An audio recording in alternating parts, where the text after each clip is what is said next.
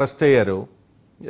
ఇప్పుడప్పుడే బయటకు వచ్చే అవకాశం లేదు, ఎందుకంటే అంత దారుణంగా ఆయన మీద కేసులు ఉన్నాయి. ఆయన చేశారు, అవన్నీ కూడా ఇప్పుడు విచారణలో నిజమని తేలుతూ ఉన్నాయి. అది టీడీపీ కోట. బోరగడ్డ అనిల్ కుమార్, పోసాని కృష్ణమురళి, నెక్స్ట్ కొన్ని పేర్లు వినిపిస్తూ ఉన్నాయి, అది జనసేన కోట అని చెప్పి.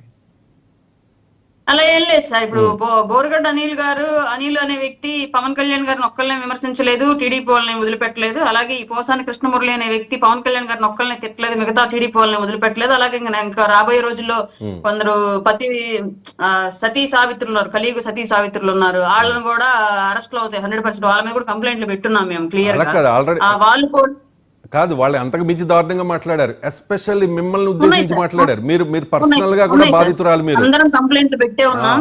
అప్పుడే కంప్లైంట్లు పెడితే అప్పుడు ఉన్నటువంటి పొలిటికల్ పవర్ ను ఉపయోగించి ఆ రోజు కంప్లైంట్లు తీసుకోలేదు మా దగ్గర నుంచి. ఇంకా మమ్మల్ని స్టేషన్ చుట్టూ తిప్పించి విసిగించారు. ఖచ్చితంగా మా గవర్నమెంట్ వచ్చాక మేము కంప్లైంట్లు అయితే కట్టాము. టైం చూసుకొని ప్రభుత్వం ఖచ్చితంగా వాళ్ళ మీద యాక్షన్ తీసుకుంటది.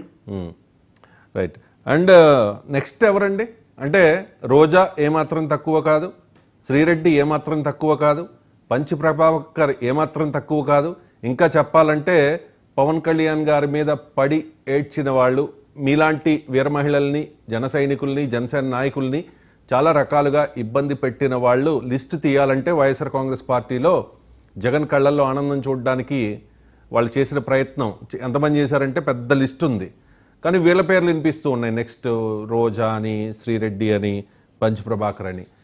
అంటే నెక్స్ట్ ఎవరు సార్? మేము ఎవరి మీద కక్ష సాధింపుకు వెళ్ళట్లేదు. రాష్ట్ర వ్యాప్తంగా ఎవరి మీద అయితే ఎఫ్ఐఆర్లు నమోదయ్యి ఉన్నాయో వాళ్ళ మీద ఖచ్చితంగా యాక్షన్ తీసుకోవడానికి మొదలు పెట్టారు.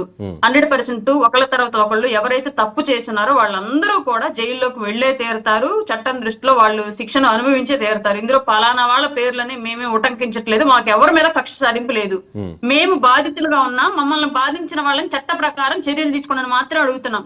మాకు ఇప్పుడు అర్జెంట్ గా మమ్మల్ని ఆ రోజు అరెస్టులు చేశారు, టార్చర్ చేశారు కదా అని చెప్పేసి మా పార్టీ నాయకుల నుంచి అచ్చెన్నాయుడు గారిని కానివ్వండి, లేదంటే చంద్రబాబు నాయుడు గారిని కానివ్వండి, లేదంటే మాలాంటి వాళ్ళని కానివ్వండి, అందరినీ ఎలా పడితే అలా ఎట్లా అరెస్టులు చేశారు. రఘురామకృష్ణరాజు గారిని కానివ్వండి, అసలు వారెంట్ ఇష్యూ చేయకుండా, నోటీస్ కూడా ఇవ్వకుండా గోడలు దూకి అర్ధరాత్రులు ఆపరేషన్స్ జరిగి బ్లీడింగ్ అవుతున్న సందర్భాల్లో కూడా ఘోరాతి ఘోరంగా పోలీసులే రౌడీలుగా వ్యవహరించి అరెస్టులు జరిగినటువంటి సందర్భాలను గత 5 ఏళ్లు చూసాం మనం. అట్లాంటి అరెస్టులు మేము ఇప్పుడేమి కోరట్లా.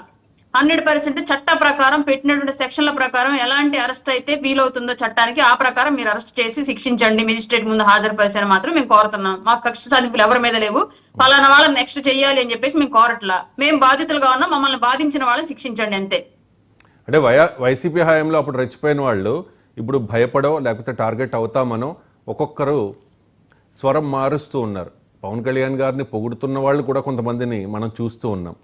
అలా ఇంక రాజకీయాల నుంచి దూరం అయిపోతాం, ఇంక ఏ రాజకీయ పార్టీలోనే జాయిన్ అవ్వము అన్నా కూడా వాళ్ళ మీద యాక్షన్స్ తీసుకోవడానికి గల కారణం ఏంటి?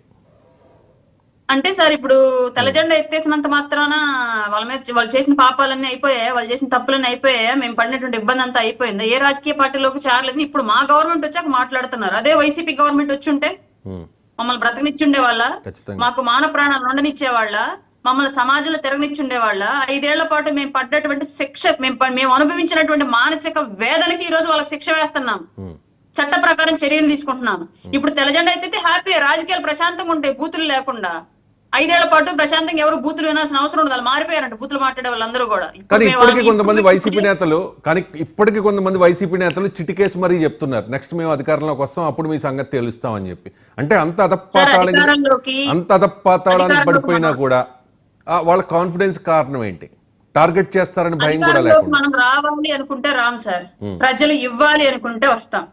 5 ఏళ్ల పాటు దరిద్రపు పరిపాలన చూశారు కాబట్టి ప్రజలు ఇంక ఈ బూతులు, ఈ కక్ష సాధింపు రాజకీయాలు అక్కర్లేదు, ప్రజల కోసం పనిచేసేటువంటి వ్యవస్థను ఎన్నుకుందామని చెప్పేసి కూటమి ప్రభుత్వానికి అధికారం ఇచ్చారు. ఇవాళ మేము కూడా వాళ్ళలాగే బూతుల రాజకీయానికో లేదంటే కక్ష సాధింపు రాజకీయాలకు వెళితే నెక్స్ట్ వీళ్ళు అధికారంలోకి వస్తారేమో అన్నటువంటి హోప్ ఉండేది. కానీ మేము అలా వెళ్ళట్లా. క్లియర్లీ చట్ట ప్రకారం వెళ్తున్నాం, ప్రజాస్వామ్యబద్ధంగా వెళ్తున్నాం కాబట్టి ప్రజలు మళ్ళీ వైసీపీని నమ్మి మళ్ళీ అధికారంలోకి తీసుకొచ్చే పరిస్థితి లేదు. పగట కళ్ళకంటం మానేస్తే మంచిది. వాళ్ళు ఉన్న 11 సీట్లు అయినా సరే కనీసం అసెంబ్లీలోకి వచ్చి పోరాటం చేస్తే కనీసం ప్రజలకి భరోసాని ఇచ్చిన వాళ్ళు అవుతారు. ప్రతిపక్షంగా మేము వ్యవహరిస్తున్నాం విపక్షంలో ఉన్నప్పటికీ కూడా అని చెప్పేసి.